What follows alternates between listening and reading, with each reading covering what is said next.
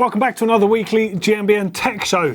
Coming up on this week's show, we check out some cool mountain bike tech for kids. DMR have a brand new flat pedal called the V11. We check out some mountain bike related artwork, great for that Christmas list. And it's also a homemade bike from one of you. Okay, so let's just jump straight into the show. And before I talk about some cool mountain bike kid stuff in news, let's talk about how cool kids' mountain bikes are getting. Now, bear with me here a second. We're going to jump way back in time, about 30 years back, in fact, I reckon, to this photo. Yeah, that's right. That's me. That's me, aged 11 or thereabouts, with my Peugeot Lynx. 24-inch wheel, made from steel. Wheels made from steel. Forks made from steel. Everything made from steel. Big bullhorn handlebars on there. 15 gears, Sachs Hurray friction shifting. It was horrible, but at the time I loved it so much because there wasn't anything else, and that was the nearest to a cool kids mountain bike you could get. A far cry from what we have today. I mean, this weighed over 40 pounds. Can you imagine me trying to bunny hop that aged 11? Insane. I can't believe I ever got the thing off the ground. But anyhow, on to modern day mountain bikes, and we've come a long way. Lots of people my age and lots of younger people are having kids, having little mountain bikers of their own. So it's only natural that the industry would go that way. Now, I want to talk about how cool kids bikes are, because they are really cool nowadays. There's loads of cool ones. So I'm going to throw up some on screen, and I'd love to know what you think of them and if you think there's cool ones out there. First up, some common sale options. Now, I have to confess, I didn't realise they made kids mountain bikes. I kind of think that's really cool, because imagine being able to take your little ripper for a much longer ride. They're going to really like mountain biking and getting out if they can do that. I can't see wanting one as an alternative to an original bike, but or an authentic bike, but nonetheless, very cool. And of course, all their kids' bikes are super cool. Next up on the screen, Early Rider. How could we not discuss Early Rider? They were like one of the original brands making cool kids bikes, along with Isla Bike, another super cool brand. But Early Rider, they've got that sort of uniform look, so they all look the same. So the kids aren't going to get jealous of the next one along, they just get the next size bike up. Mega good. Allbayer. Now, I didn't realise Allbayer made kids bikes, but they do them from 12-inch wheel all the way up to adult size bikes, or 26-inch wheel bikes really. But really good, really quite light as well, really well spec'd and great value too. Now, kids bikes, of course, they still cost a lot of money, but they're so much better than they always were and so much more rideable. That's why we're getting kids that are so good. Let's not forget that it seems only a few years ago that Finn Isles was that kid at Whistler that was 14 doing whips, and now look at him on the World Cup scene. Unreal. So there's a lot of future World Cup winners out there. Mondraker, so they do down to that Grommy, that little scoot along bike, all the way up to this, the Factor. I'll tell you what, that is a bike I would have loved when I was a kid. I don't know what you guys think out there. Let us know in those comments, what is the coolest one? And have you got a little ripper? If you have, share us some shots of your little one on a bike, and have you done any cool custom hacks or bodges or top mods to it? If so, send them in. Let's see them. Let's see how cool those kids' bikes are. And we'll pick this up next week. Okay, so let's jump into news now. And I'm going to show you the new DMR V11 pedal. Here we go. I've got a black set here and I've got a yellow set right here. Now, DMR, actually, tell you a little bit of a story about DMR. We did pick up on this in Rewind a few shows back, but in case you don't know, DMR arguably made one of the first dedicated mountain bike flat pedals. Now, in the past, it was a lot of BMX technology used in flat pedals. You used to see the Odyssey triple traps and, of course, the iconic Shimano DX pedal, of which the DMR based their V12 design around, having that kind of parallelogram shape that was easy to flip over. It was concave and it had pins on it, except the Shimano didn't have removable pins on the early ones. And the bigger issue was it only came in a half-inch thread. It didn't come in 9/16 like we use on mountain bikes. Guys behind DMR developed the dedicated pedals, sealed cartridge bearings, replaceable pins on there, a work of art by comparison to what was available at the time. And as a result, every man and his dog bought them. They were just everywhere. So they also then brought out a more cheap version, the V8. Now, it ran on, had cup and cone bearings as opposed to sealed bearings. It was slightly heavier. The axle was basic steel as opposed to like a high-end chromoly steel I think they were using on those V12s. But anyhow, 25 years later, and we've got the V11 now. Now, this is the new V11. I'll hold the yellow one up actually because it's a bit easier for you to see. Now, as you might have imagined, This one does not have an alloy or even a magnesium body. It has a glass fibre reinforced nylon body. So it's easier to make, it's slightly cheaper to make, slightly cheaper for you. It's every bit as strong. And it's only a tiny bit lighter. I think they weigh about 450 grams. I think a set of volts weigh about 435. So there's marginal sort of gains in there. Now, fully replaceable hardware on here, even the captive nuts on the back here. This is great. You've got these full length style moto pins on the leading and trail edges here, and you have regular sort of pins on the mid side of the pedal, so you don't want to have too much grip. You need to still be able to move your foot around, but you obviously need that engagement on that pedal so you don't move too much. It's a smart looking pedal. They retail for around 50 quid in the UK, so that's about the same in euros, and about 59.99 in US dollars. They come in black, blue, green, orange, purple, red, turquoise, yellow. You should be seeing some of the colours that whiz by at the moment. It's a forged 4140 hardened steel axle on there, so not a lot's going to happen to those. They don't have any weight limit to them, which you do see on some of the lightweight pedals, especially those with tie or magnesium style componentry on them. And they have 11 replaceable pins per side. It's been a long time coming, and as you might have noticed, they bear more than a passing resemblance to the Volt, which is their insanely popular pedal. Brendan Fairclough has the limited edition Brendan Fairclough Brendog version, which is matte black. And that is just like it, but about 30 quid cheaper, and they're not made of alloy. They're made from nylon. I think that's kind of cool. What do you think of the nylon plastic style pedals? I was a little bit against them to start with because they were just seen as basic cheap pedals, but these are high-end, like quality pedals. A bit different to the norm. I kind of like them. Okay, about this time of year, I start swapping from my regular compact hip pack that I like to ride with to a full-size bag. And this one is definitely up my street. So this is the Evoc. It's a Trail Pro 26 meaning 26 litre capacity in there. You can fit a 3 litre hydration pack inside. It's got dedicated tool storage, if I could say that properly, on the outside here, which is where you want your tools. It's also got the nice hip pockets on them that you see on all Evoc bags. This side actually has a rain pocket stashed away on the inside of here. A rain pocket, a rain jacket for your bag on the inside of here. These hip pockets actually, they're floating now. So they're still attached, but they're not part of the actual belt. So you can actually get a better fit and you can load these up and it doesn't interfere with the fit on you. And speaking of which, the belt and the buckle system on Evoc trail packs, I think it's the best in the business because it's got this nice wide stretchy strap that you can really crank up tight and it doesn't cut into you, so the bag's not going to jump up and down, but it's really comfortable. Yeah, really good. The fit is good. Obviously, they come in 2 different sizes. I shouldn't say obviously. They come in 2 different sizes. They come in small, medium, like this one, for small, medium torso lengths, and large and extra large. And you look on their website and they give you a gauge on the sizing. I guess I would be a large, extra large in one of these. But the really cool thing I want to talk to you about in this is the light shield protection that's on the inside. Now, I'm going to take this out because it is removable to show you this. I'm just going to cast the bag aside for a second. Now, this is made using the same technology you see in helmets, except it's got a honeycomb sort of format, so it can actually bend around. Now, it's like an EPS foam, and it's designed to crush on impact. So it absorbs 95% of the impact you would get in a crash. That's a lot. And, you know, let's not be, you know, let's not sort of not think about how bad accidents can be. In mountain biking, I see a lot of people have spinal injuries, so if there's a way of protecting your back, it's a damn good idea to do that. And having it in your bag where you're not even going to notice it is a great idea. And it also means your bag is legal for racing. And another reason to like these is the fact that they have a crash replacement policy on them, which as far as I know, I need to double check this, it says a free back protector crash replacement program. So on this piece, so if you have a massive crash, I guess, and you write this off, you can get another one to replace it. If that's true, that is gold. I think that is such a good feature to have on the inside of a bag. Now, on some backpacks, the actual back protector is quite heavy. These are extremely light. You wouldn't even notice this is in there. So it's silently doing the job for you, and it doesn't really take up any room in the bag. It's really cool. Of course, not a lot of people are going to want a bag as big as I necessarily do, but you can get them a lot smaller than this, and you can even get bigger.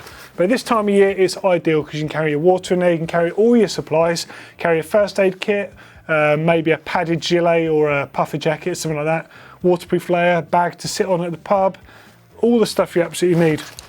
Now, if I just whip out the rain jacket as well out the side, also mega useful. It's a reflective rain cover that basically goes over the entire bag. Great for when it's super muddy, but also if you commute to work, it's reflective, so another good thing to have. I just really like what Evoc do with their bags. They're fully featured, the whole lot. Arguably some of the most comfortable full-size bags to ride a mountain bike in, and definitely worth checking out. Okay, next up in news is another cool kids related thing. So this time it's from Orange Bikes, the British brand, based up north and still manufacturing their bikes here in the UK, which is great, including this, the Peeler. So this is a little kid's stride along bike, designed for kids to get on bikes as fast as possible and get the hang of riding. As you can see, there's some amazing shots on screen. Thank you to John Channels and the Orange team for sending these over to us, actually, and Kelvin. Really, really cool images. And it just makes you think this is just the coolest thing. Getting kids into bikes, great, because we're just going to get guaranteed more talent coming in. And who doesn't like riding bikes, and who doesn't like seeing a kid ride a bike? It's awesome. So these bikes come in two colours. They're a 12-inch wheel. They've got an enormous set of tyres on them. They're V-Crown gems. Almost look like monster track tyres or fat bike tyres, which look great. I think the kids will love these. It's a 6061 aluminium frame, of course, made here in England. And they've got disc mounts on the back as well. So they're not using them on this spec bike, which is about 150 quid, by the way. But you could put a disc brake on there. And if you've got a spare, then why wouldn't you? Because you're just going to pimp it out, make it look really cool. All the little stuff on the bike is sized down for kids as well. So the bars on there, they're 460mm wide bars, and they've even got slimmed down handlebar grips on there with a nice soft rubber on them. So perfect for those little delicate hands so you can get a nice firm grip on the bars. I think it's ace. Let us know what you think of this in there, and consider this bike when we talked about the coolest kids bikes at the beginning of the show, because this is definitely up there, that's for sure. And following on is more kids tech. This is from Nukeproof this time. I'll tell you what, Nukeproof, what are they on? What have they been eating? I want some what they've been eating, because they're just firing out new bikes, new clothing, new everything at the moment. And this is their Urchin kids range. How sweet is that? Urchin, I love it. Right, so you've got pedals, grips, and a saddle. Starting with the saddle, interesting fact I didn't know is the Sam Hill saddle, the downer saddle, they were always based on kids saddles to start with. How cool is that? So obviously they were going to produce a kids saddle. So it's 137mm wide, 258mm long. It's available in black, blue, red and purple, and it retails for 20 quid. And it's got nice soft foam on there, so nice and comfortable for those little bums on there. Next up, the handlebar grip. So they're slimmed down, again for smaller hands, smaller grip, and they're made of a much softer rubber. So much kinder to more delicate skin and easier for the kids. They don't have to like grip them like a vice to hold on. Nice sticky rubber is going to help keep the hands in place. They retail for 20 quid. The outside diameter, if you're wondering, is 30.8 and they're 115mm wide. They're available in black, blue, red and purple. The same with all of this Urchin series. They just look great. There's A15 Kraton soft rubber compound. As you can see, they just look great as well, don't they? But probably the coolest thing is the pedals. Now, usually kids' pedals are just little plastic things. Yeah, not these ones. This is a seriously deluxe set of pedals. As you can see on screen, they are CNC aluminium, the body on them. So they're super high-end quality. I mean, they're 60 quid for a set, so they're not exactly cheap, but hey, what's 60 quid for chucking on your kid's bike? I would. I think they look amazing. So proper 9/16 chrome alloy axle, none of this half-inch rubbish that we used to see. Removable pins on there as well. 330 grams, the 4 colours, 60 quid. Awesome stuff. So it's ridiculous that we're getting this stuff for kids now. So cool. As those nights are creeping in the Northern Hemisphere, it's really important to be seen, whether you're commuting to work, to school, to college, whatever, or if you just need some lights when you're riding to the trails, if it's a dark morning, or from the trails, if you leave it a bit light. Get yourself something small and compact like this if you don't need a dedicated set of night riding lights. These ones have built-in batteries. You charge them directly by USB, which is under this little waterproof cover on them. So they're IPX7 waterproof, so no problems in bad conditions. Front one's 15 lumens, the rear one is 5 lumens. Charging time, 2.5 hours for either of them. Front one will last up to 22 hours, which is quite a lot. You can pretty much run them for a week or so, can you? And the rear one, 15 hours. Now the rear one, if you wonder why it's only 5 lumens, red light can be seen a lot further away than white light can. So why give you more when you don't need it? So that's exactly what you need. Fit on your seat posts or on your handlebars with these little rubber grommets, and they're small enough that you can just chuck them in your riding bag. Really is a good idea at this time of year, and these are some of the coolest ones we've seen. Nice one, Lezyne. Okay, next up, some stuff to spruce up your bike cave. I nearly said bat cave there. You could spruce up your bat cave as well, I guess, if you've got one of those. Bike art. There's loads of cool stuff around on the market. So first up on your screen is trail maps. Now, I've got the whole enchilada print at home that Aaron did for me. I absolutely love it. It's one of my favourite bits of artwork in the house from a trail, which is my favourite trail of all time. They've probably got a trail on their selection that might suit you as well. This latest one is from Windhill Bike Park. This is a place that Blake, Rich and Neil are constantly filming at for GMBN. It's our local spot really, so it's a pretty cool one for us to have. I think there's going to be one of those hanging up in a dirt shed pretty soon. But by far the coolest print they've done yet is this one. Have a look at this. All the cool mountain biking destinations in Europe. And you can get this up to size A1. That is colossal. In fact, I kind of wish that we redesigned this a little bit differently in here, because I would like that on the wall, but it's just a little bit too big. Maybe I could get an A2.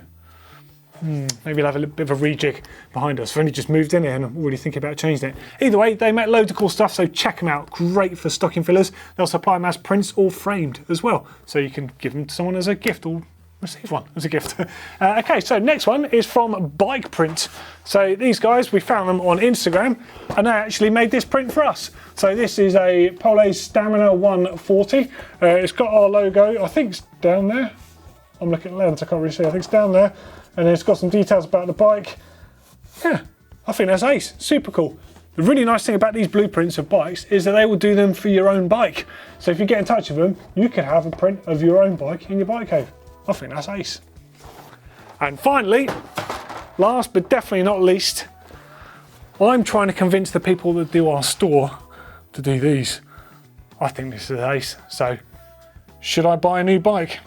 Basically, everything leads you back to buying a bike. Kind of convenient. I think it's an ace print. It was my idea actually. I saw this with something else and I scribbled it up a bit to make it make sense. And the cool people behind the scenes at GMBN, one of them was a designer and turned it into a bit of artwork. I reckon we should be selling these on the store. What do you reckon? Let us know in those comments.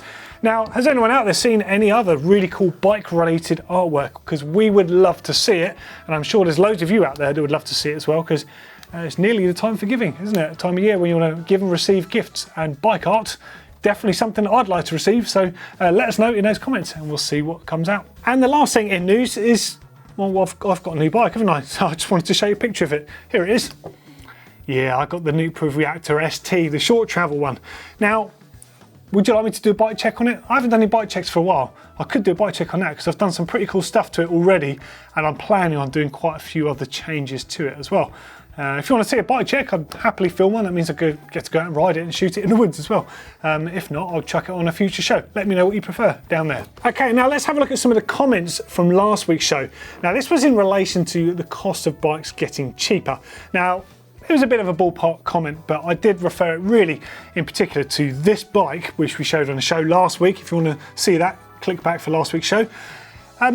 Now, the top spec version of it retailed for £3.5 grand, and I was basically saying on a bit of paper you can get a bike with the same bits on it for about £6 grand. So technically, yeah, bikes are getting cheaper because you can get a lot more for the money, but it's not necessarily mean anything else. And it's interesting to see what a few of you say. So the first comment's from George Liston. I've had two Vitus bikes. Now I own a Santa Cruz and I also ride an Evoc sometimes. There's a difference in feel and I prefer the latter. However, I always enjoyed the rides when I owned Vitus. Cool, so I guess you started a Vitus and you've worked your way through. Makes sense to me. Next up's from Stefan Schmitz. I'm riding a YT Jeffsy and I've been looking at Canyon too, but I would never spend twice the price for a West Coast name brand. When comparing a Jeffsy base model and an Ibis Ritmo AF, you ask yourself where the €1,500 of difference has gone. In somebody else's pocket, but not the product. Well, actually, I'm going to disagree with you there, Stefan. The money is basically come from them to help make bikes like that YT that you're talking about. Now, this is how it works. So it takes a brand like Ibis or Santa Cruz or one of those brands to spend all their time and money refining the production of carbon in order for the rest of the market to then make the most of that and start making cheap offerings. It has to come from the top and filter down. That's where this stuff comes from. And Ibis is actually a really good example because I really want to defend them on something that they're really trying to do. So yeah, all right, they make some really cool bikes and you can get similar spec bikes for cheaper, but they won't be the same thing.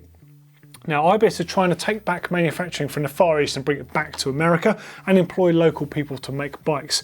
Now, they're doing this by refining the way they produce carbon. So they've looked at how carbon is made, and one of the reasons carbon bikes cost a lot of money is either A, you're buying a smaller brand, so therefore it costs a lot more money because they just don't get the volume of bikes through to lower that price.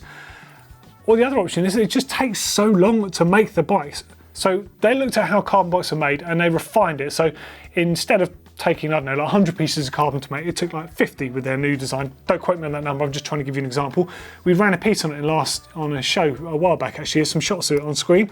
So they've refined carbon manufacturing to be much faster, use less energy, less heat, less people, less time. So all of the things to deliver the same quality of item.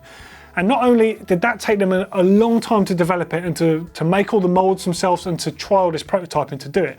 You think how long? That's time and money. Once they've done this, someone else can then just come and use that idea because they're generous enough to share everything they've done with the major factories in the Far East who make bikes for everyone else. That's kind of how it works. So a massive props to Ibis for doing it, but I'm not suggesting that brands like YT don't deserve a shout out because they've looked at what the people are looking for and they're offering that to those people, but not everyone wants that bike.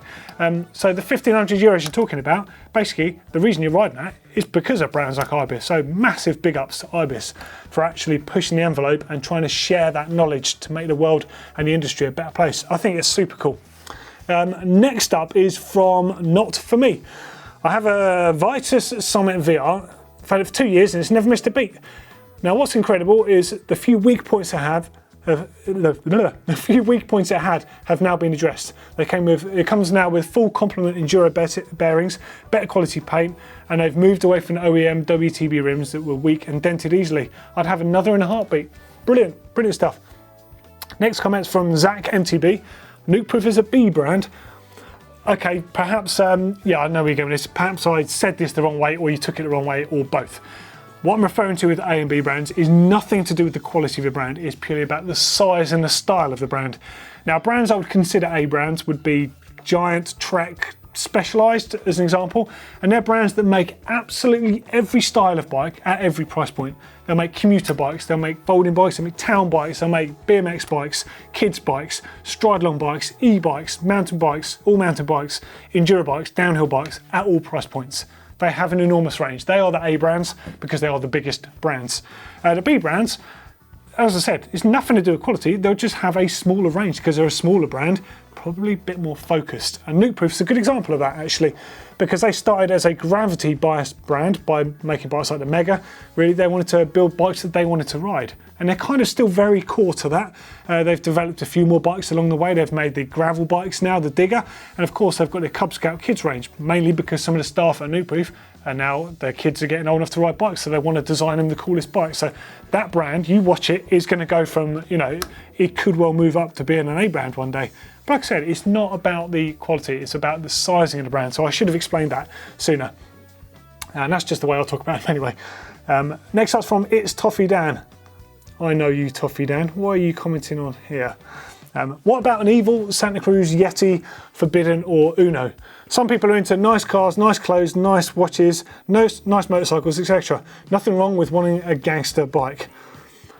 Well, I don't know about the gangster bike bit, but well, that is the sort of thing you'd say, Toff. But no, you're completely right. There is nothing wrong with desiring something really cool. What is wrong with it? If someone wants to spend money on something expensive, good for them. I don't necessarily want to do that. I don't want a 10 grand watch. I'd be terrified of breaking the thing, but I can definitely appreciate how nice they are. I could understand why someone might want to do that. So yeah, fully get that. Last comment, this one just made me laugh, from Rupert Wen, one of our regular commenters. Big ups to you, Rupert. MTB, money to burn. Nail on the head, mate.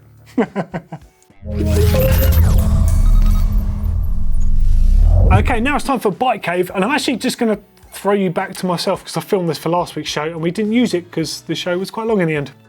Okay, now it's time for Bike Cave, which of course is the place where you keep your bikes. Somewhere it could be a bit like this. It looks, to be fair, a bit more like a bike shop than a bike cave, but any old bike cave will do. It could be under your stairs, it could be the back of the van. It literally could be a shed in the garden. Whatever it is, we want to see them. So send them in. There's a link at the bottom of the screen there and it will take you through to our uploader. Super easy to use. Just tell us a bit about yourself and your awesome bike cave. Now this week we've got two and they're very different. So the first one is from Nart in the Netherlands. Now this is it you're starting to see on screen. And as you can see, it doesn't look quite like a bike cave of what I would see as a bike cave. This is a full-on workshop. So we're looking here at a frame, or the parts of a frame that's been tacked together, and it's in a workbench. Lots of metal filings there with some metal files going on, and some protractors and metal working tools, an angle grinder in the background, bench grinder. There looks like there's is that a TIG welder or an arc welder?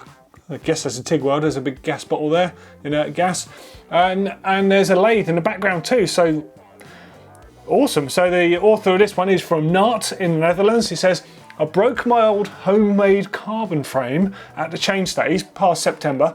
Now I'm making a full suspension trail bike, although it's going to be alloy this time. The black one is an old bike and the shiny one is my new machine. I'll tell you what, this is a pretty rad setup you got here. I mean, it looks like you do all sorts of things in there.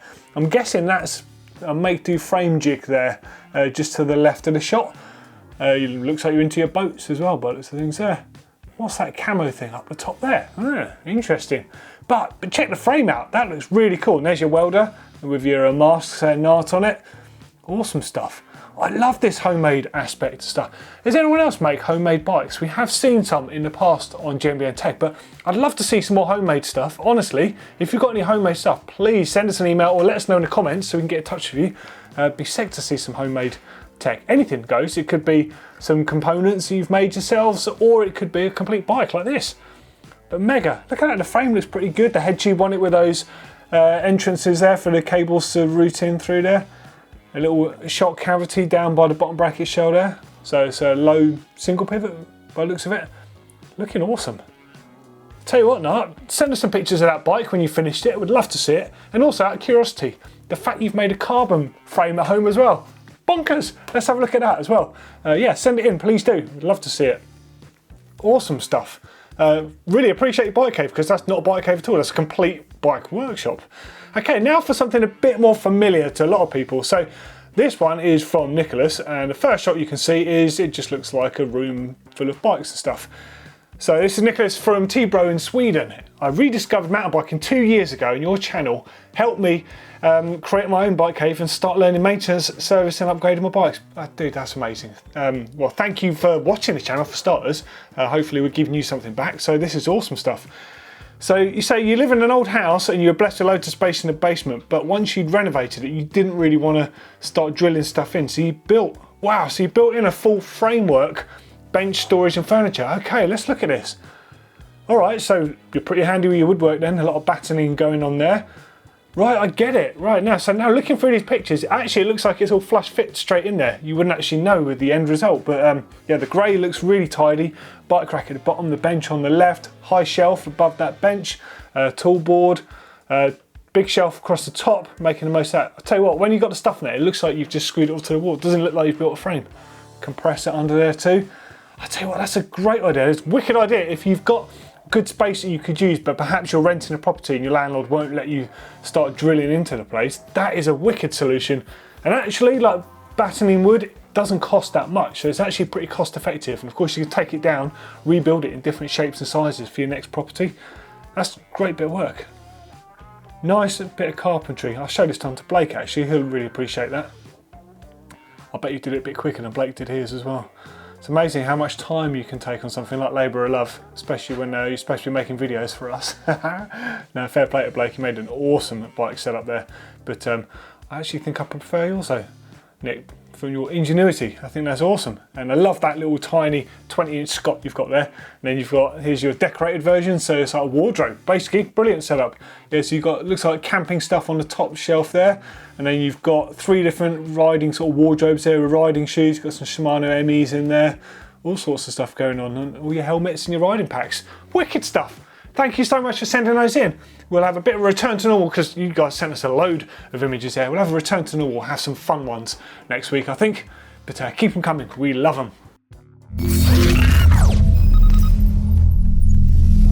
Okay, now it's time for Rewind. This is where we go back in time and we check out old stuff, basically. If you've got anything old, preferably sort of 90s or earlier, let's see it. There's a link at the bottom of the screen right there. Could be bikes, helmets, old magazines, posters, photos of you racing back in the day, or maybe your dad or your granddad or whoever. Anything goes. And failing that, if there's anything you want to know about old stuff, for example, I've got a Pace RC35 up there. That's from around 1994, if you want to know a bit about that, or anything else old, and how it got to where we are with things like that insane RockShox Totem, which is not retro, but it's pretty old. That's from 2008, I believe, and that's a 40mm stanchion. Anyhow, enough rambling. Anything old, get involved. This week, first one is from Callion, and the bike is a Renault Salto. Flipping it, I've never seen one of them. Location Bulgaria.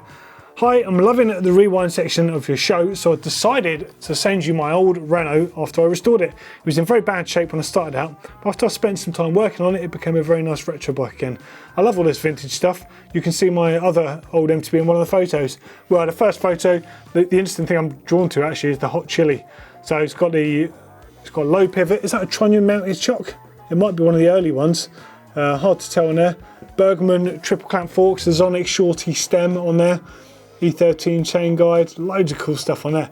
But let's have a look at this Renault. Wow, okay, so skinny little bars. Let's have a look at suspension design. So that's an old school Fox vanilla shock on there. That's when coil shocks were on everything. This is pre-air shocks. The only air shock that existed back then really would have been the sort of the Alps shock by Fox, which wasn't brilliant to be fair. But this is way cool. We've got Michelin wild gripper tyres on there, or wild slippers as we used to call them. So that's a low pivot, single pivot, linkage activated, or a faux bar. Got a set of Manitous on the front with that telltale reverse arch. Purple on there matches the stem and the linkage plate as well. Wow, Renault bike, interesting. I wonder who that was made by, because it sure as hell won't be made by Renault themselves. It'll be branded up as a Renault, but well cool to see. Okay, next up is from Stephen. It's a Muddy Fox Courier. Doddy said he used to have a Muddy Fox Courier, so I thought I'd send us some pictures of mine. 1987 and totally original. Oh, you beat me hands down. Mine was much newer than this. Didn't look anywhere near as cool as your one. Mine was a Courier Mega from about 92, I reckon. But this one, wow, 1987, totally original down to the brake blocks and tyres. Totally terrifying to ride, but just look at it. Oh man, look, so it's Diacomp brake levers on there. What shifter is that? That's a Suntour shifter, isn't it? I had those Sun shifters on the bike at some point. Oh, look at it.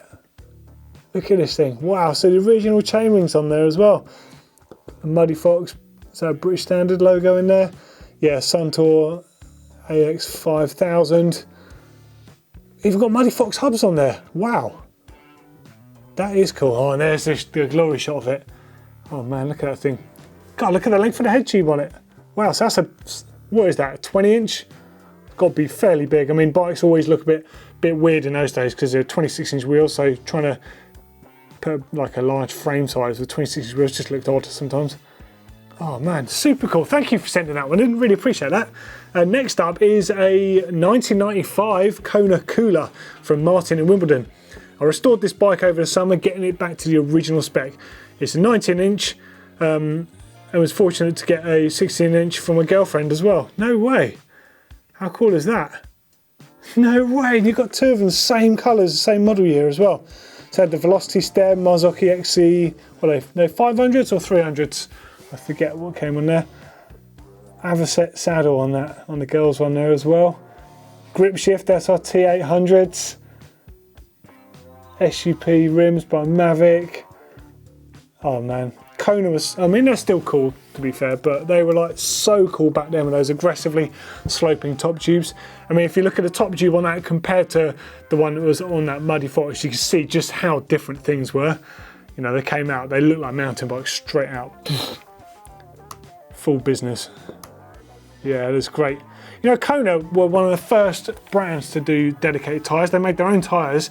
I think the first set were called Maximum and Reaction, and then it had Equilibrium and Propulsion, and they were front and rear specific. Now when they came out, people were like, oh, do you really need this? But actually it does make a massive difference. I guess some people went a little bit too far. The classic smoke and dart. Dart on the front and the smoke on the rear. The smoke on the rear was paddle design, so that was great for like cutting through stuff basically. The dart on the front, amazing at turning, but straight line. It was basically literally just had dart profiles. As soon as you hit the brakes, you just slide through the mud, it wouldn't grip. A little bit too front specific in that case, but hey, very cool to see. Thank you for sending in some old vintage stuff and keep it coming. Well, there we go. That's the end of this week's show. Hopefully you enjoyed it. I'd love to know what you think. Let us know in those comments and get involved with about the coolest kids bikes, because well, I'm not in the market for it yet, but I know that Blake and Neil are getting nearer than me. They'll want to hear what you have to say. I think we should probably make some more kids related content as well, because there's some seriously cool rippers out there. But let us know in those comments, and please do continue to support us, not only with watching our videos and liking it, but checking our stuff out on the store. This is actually a riding jersey. This is our latest casual jersey, but it's so comfortable I've ended up just wearing it as a t-shirt. My sort of thing. You might like them as well. The link to the shop is floating around somewhere, and we'll see you next week. See you later.